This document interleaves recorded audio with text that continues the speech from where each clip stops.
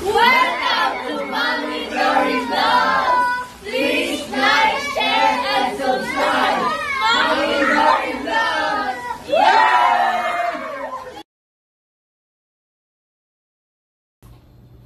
Hello guys, ayan, gumawa ako ng salad ko, tanghalian ko. Diba sabi ko sa inyo, hindi na muna ako kakain ng mga bread, hindi na muna ako kakain ng rice. Ito lang muna ngayon. Ayan, nag-salmon ako, tapos ito yung aking salad. Ngayon, ang aking salad nilagyan ko ng strawberry. Ayan, maghiwa tayo ng strawberry kasi masarap ito sa salad. Si Rita, kumain na rin siya ng salad.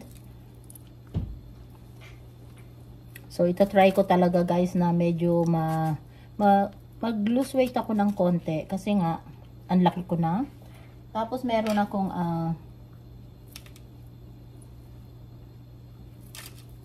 meron ako nito, nalimutan ko anong pangalan nito. Kasi, ito ang blueberry. Ayan. Nalimutan ko pangalan nito. O yan, nilagay ko na rin dyan lahat. Tapos, nagluto ako pumunta kasi ako sa Filipino store ngayon. Nagluto ako ng kamote. Ilalagay ko rin siya dito. Instead na rice, di ba? O, kamote naman ngayon. So, ayan. Ang sarap, diba? O, ayan. Sana pumayat ako. Kasi, nakakalimang araw na kami na hindi kumakain ng rice uli. Balik na naman sa no rice. Tapos, yung kamote ko, pakita ko sa inyo, at hindi pa siya luto. Ilalagay ko rin kasi yung kamote ko dito. O, ito ang aking kamote. O, ayan o. Purple yam. Sarap. Ito yata ang pangalan niya. Yung sa English niya, purple yam. Ewan ko. Kung tama nga ba. Ay, parang okay na. Kasi yung iba medyo na siya. Ay, pwede na. Tapos ilalagay ko siya sa aking salad. Ayan, pwede na pala siya. Luto na pala. Ang sarap.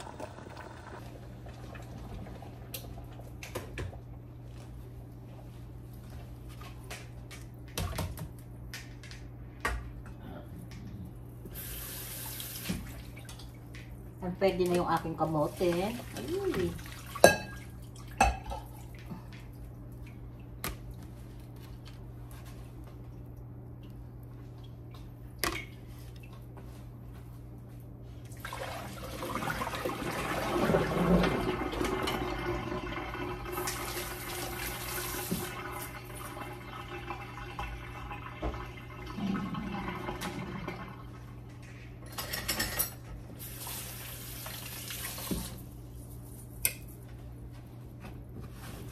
Paano ko ba mahahawakan yung aking kamote? Napakainit.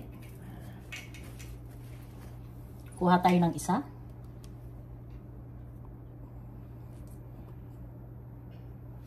Ayan, kuha tayo ng isa. Ayan guys, ay. Hinugasan ko mabuti yung yung balat para makain ko rin yung balat. Ayan, ginanyan ko siya. Mainit kasi kaya kailangan ko ng paghahawakan. Ayan. Ang sarap ng aking lunch. Tapos mamayang gabi, ganito pa rin ang kakainin ko. Yan pa rin.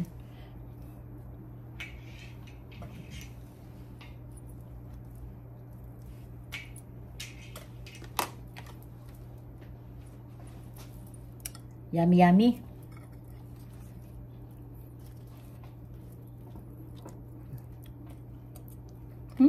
Sarap.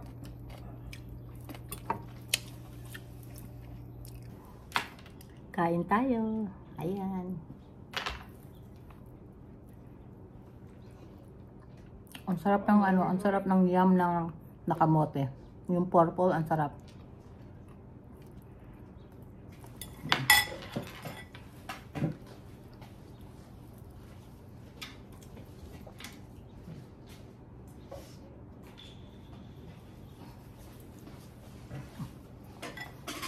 Pag umano kasi ako ng salad, gusto ko talaga may kamote. Ang sarap pag may kamote.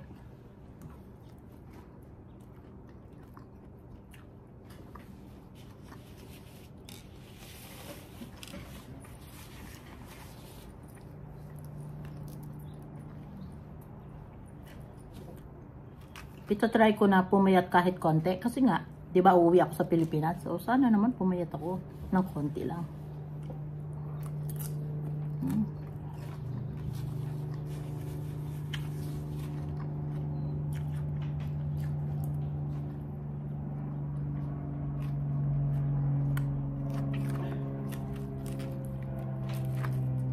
Ang sarap. Ay.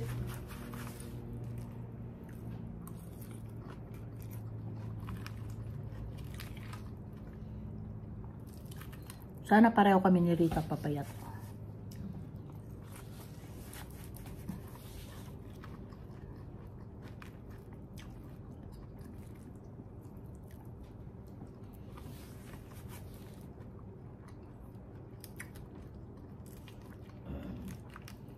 Shoutout nga pala sa aking mga members sa Team Kaposas. Love you guys. Thank you.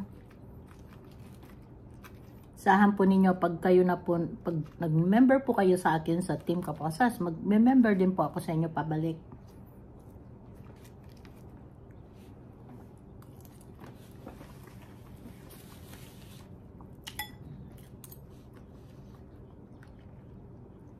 Ang sarap nito. Nakalimutan ko yung pangalan nito. Rita, can you look this one? What is this name? This kind? It's not blueberry. Raspberry. Oh, raspberry. Yeah. Kasi, ito ang blueberry. For poison berry. Ang sarap. So, nakaka 5 days na kami ni Rita na hindi kumakain ng rice. Puro salad. So, we'll see.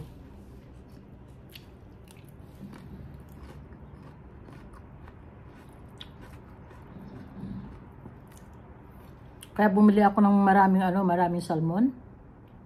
Para ito nga iaan ko sa salad ko. Tapos sa Filipino store, bumili ako ng ang daming chicken. Tapos ang daming pampano. Puro chicken, pampano, ang dami akong binili.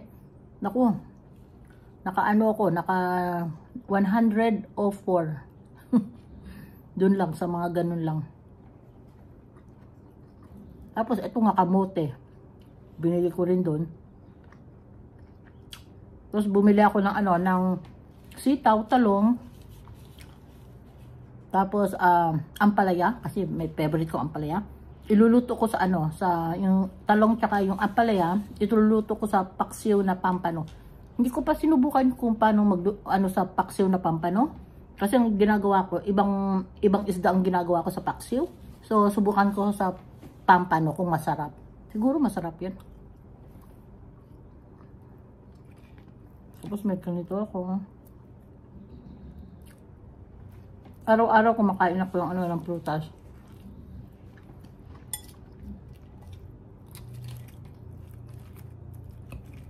Siguro hindi ako magsasawa siguro sa ganito. Kasi nga, iba-iba naman kasi ang iluluto ko sa salad ko.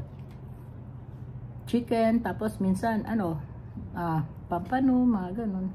Tapos, bihira lang akong kakain ng beef. Like katulad ng baka. Bihirang-bihira lang ako kakain yan.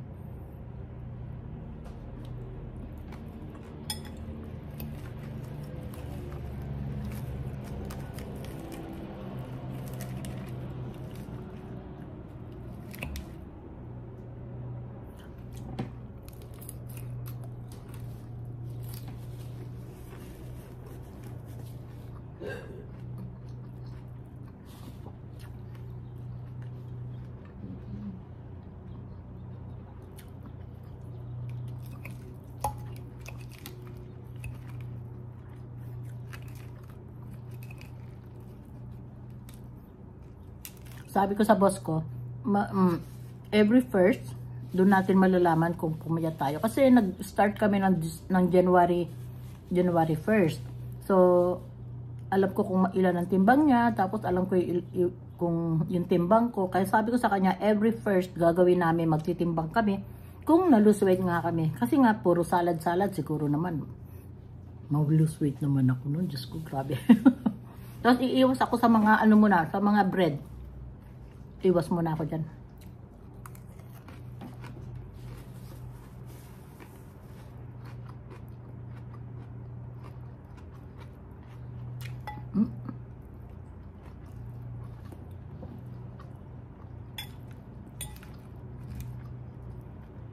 Ito muna pinaka-bread ko, kamote.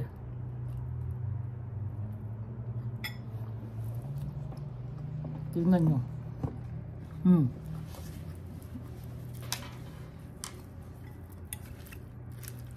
Ang sarap talaga, guys.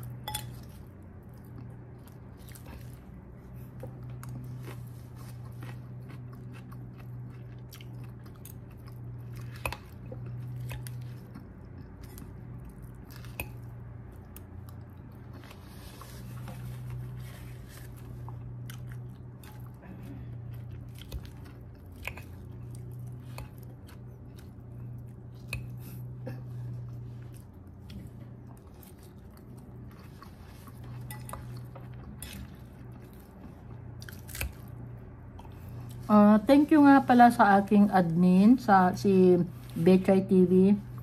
Maraming salamat sa iyo, sis, sa mga pagbigay mo sa akin ng mga thumbs up, tapos sa mga sa aking kaya lumaki yung aking banana dahil sa iyo. Maraming salamat sa iyo, sis. Thank you very much, sis. At saka sa aking mga ka-team Stardom, thank you sa inyo sa panonood ninyo ng mga premiere ko, at saka sa aking team na Golden Heart. Maraming salamat sa mga panonood po ninyo. Maraming salamat po. At shout out sa aking kapatid na si Jed, na napakasipag manood ng aking premiere. Maraming salamat. At sa aking bayaw na si Onad. Onad, thank you very much, Onad.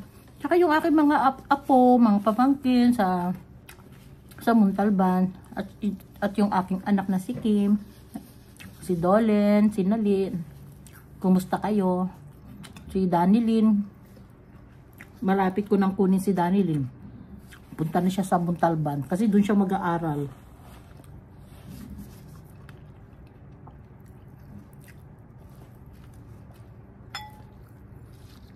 Sige guys, tama na siguro itong vlog ko.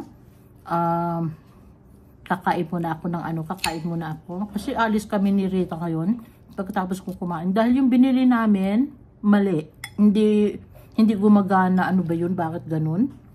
So babalikan punta kami sa Target para palitan yung binili namin ni Rita. Kaya thank you guys sa inyo sa pagmamahal po ninyo sa Mami Dory Vlog. Kung hindi pa po kayo nakasubscribe, sana po subscribe po ninyo ang Mami Dory Vlog. Maraming salamat po sa aking mga subscriber, sa aking mga silent viewers, at sa aking mga team. Especially sa aking team Kaposas. I love you guys. Maraming salamat sa inyo.